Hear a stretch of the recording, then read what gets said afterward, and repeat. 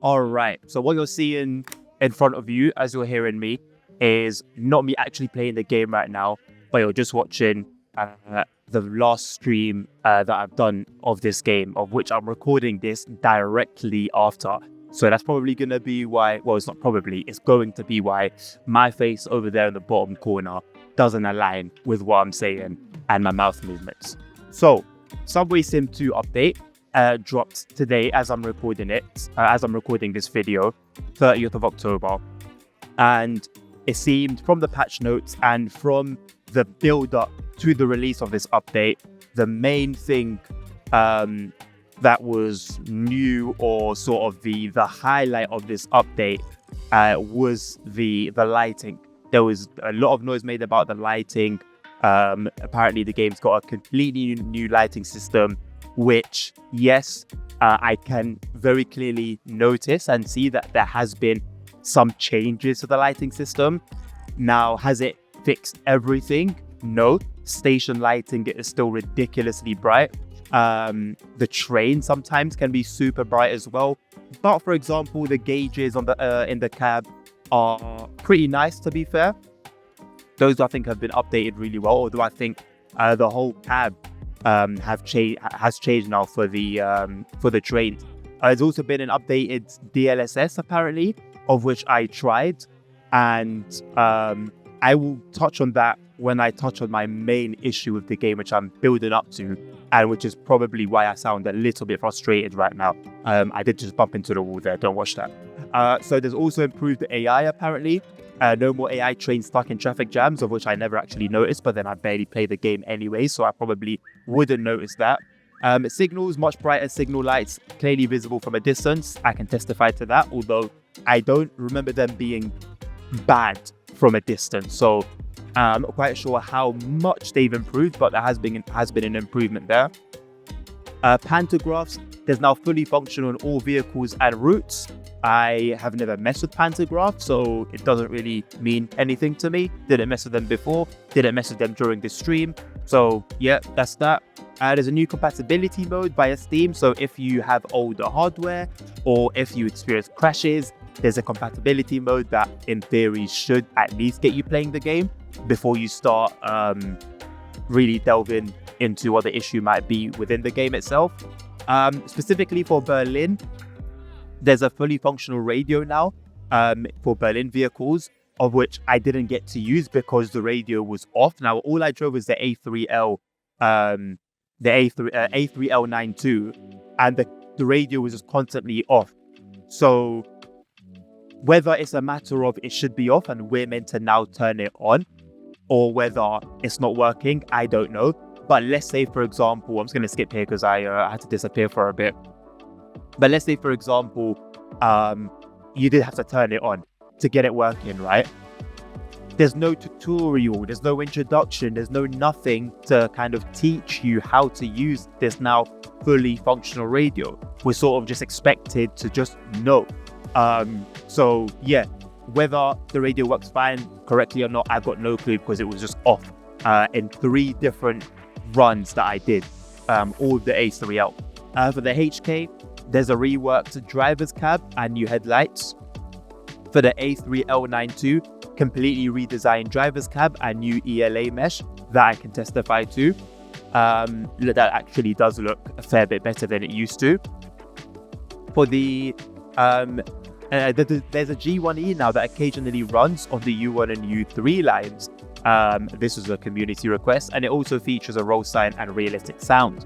All tunnel elements rebuilt with both emergency exits and section-based controllable tunnel lighting.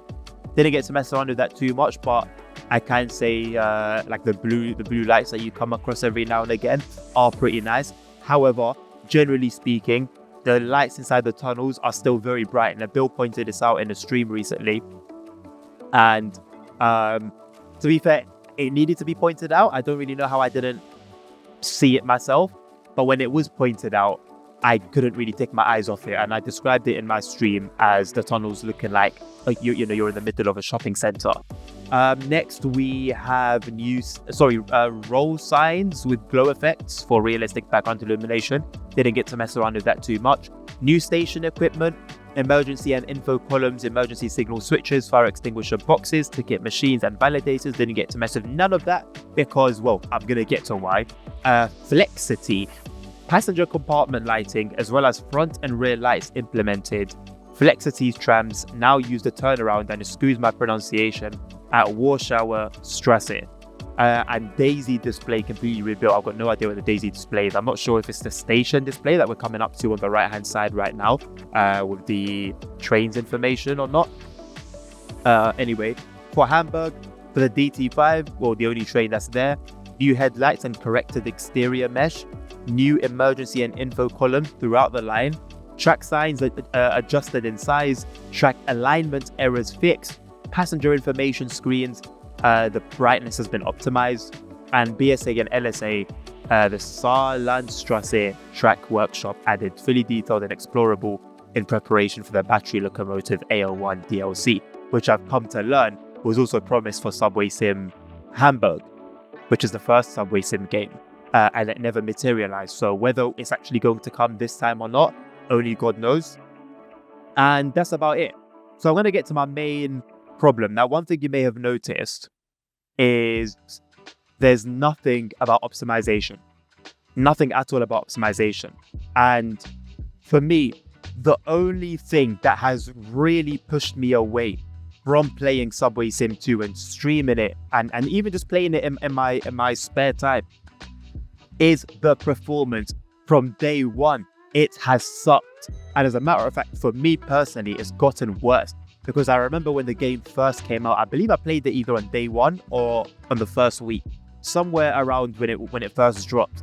I played it and I personally was quite fine with it. Was it perfect? No, not at all.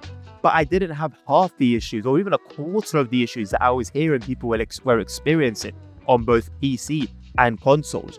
However, as time has gone and the game's been updated more and more, I am now in that bucket as well. And it's really frustrating because I can play literally every other game max out at 4K.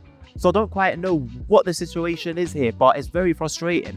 And it is the one issue that has been complained about by the community from day one. Now, people complain a lot about Train Sim World and its performance. And I like to use that game sometimes as like my base, like my baseline, because if I can run that fine, right, 99.9% of the time, no other game has an excuse. Maybe OMSI 2 because it was released back in 2010 on a very unique and interesting engine, to put it nicely. Maybe OMSI. And maybe there are some other outliers and some other games there. But I promise you, there is no other game that performs as badly for me as SubwaySim 2 does. Now, I wouldn't mind if perhaps when the game was completely maxed out, balls to the wall, I was maintaining a 55 instead of a 60, or let's even say a 50 FPS instead of a 60. Oh, I'm at 4K, the game's maxed out, you can understand, right? But when I've let the game auto-detect my settings, when the game auto-detects my PC and what settings are applicable for my PC, I would expect it to set the game in such a way that I would be running at a constant 60 FPS. That's what I would expect. But no, that's not the case.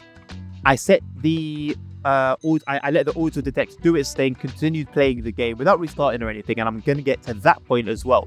But I restarted the game, let it do its thing, carried on playing, and I'm sitting in the mid-30s. Why am I sitting in the mid-30s on a PC that can run a consistent and constant 4K max setting, 60 FPS on TSW6 on SubwaySim 2? And the auto detect set my settings to between medium and high with an 80% resolution scale. Medium to high. And I'm sitting at mid-30s, no matter where it is on the route. And at this point, I'm shaking my head on the bottom right. It's going to be due to the performance. That's the only thing I complained about through the entire stream was the performance. Nothing I did fixed it. Nothing I could do fixed. And you're welcome to watch the stream yourself. And sort of in the last 20 minutes, I really start sort of cracking down on the setting. It should be available on YouTube forever and on Twitch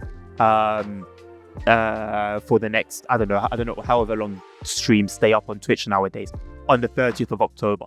So, don't say I didn't guide you as best as I possibly could. So, auto detect, I set my game to medium to high settings, and we're saying in the mid 30s, no problem. Maybe it's one of those things where some settings don't really fall into place or, quote unquote, activate until you restart the game. Now, usually in every game I've ever played, when you've set a setting that's needed a game restart to be, to go into effect, you get a little box with a little bit of text that tells you, hey, you can tell I'm really frustrated. Oh, hey, please restart to for the changes to be saved, or restart for the changes to be effective. It will tell you. So then you restart the game and it does a sting, and then it works as it should. This game doesn't do that. You will change the settings. The game will need to restart for certain settings. I've got no clue what settings are needed, what settings need a restart or what settings don't. It doesn't tell you. So it's up to you to figure that out. Anyway, regardless, I've restarted the game and there's definitely an improvement, and the game looks a little more crappier, as is expected ultimately, right? I've toned down the game from absolutely maxed out. I'm still suffering from running at the mid 30s or high 30s now for long periods of time. Why? Okay, let's go from there. I've now set the game to, I've now messed on some settings, and I'll fast forward to when I set DLSS to automatic. Now, to me, setting DLSS to automatic tells me that DLSS will use this little AI-powered brain and optimize the game according to the performance, right? When you're sitting quite low in the performance range, it will tone down the settings. When you go a bit higher, it will make things look a bit nice. It didn't work. I'm still sitting at mid 30s. Well, to be fair, I think it had gone up to now like the low 40s, right? And when I say low 40, I'm talking 41, 40. I'm not talking 44, 43, maybe 45. No. 41 and 40 FPS. So cool. Now I set the DLSS to low. Restart the game, because I needed to restart the game, even though it didn't tell me. I noticed some changes when I came back into the game and I started the run again.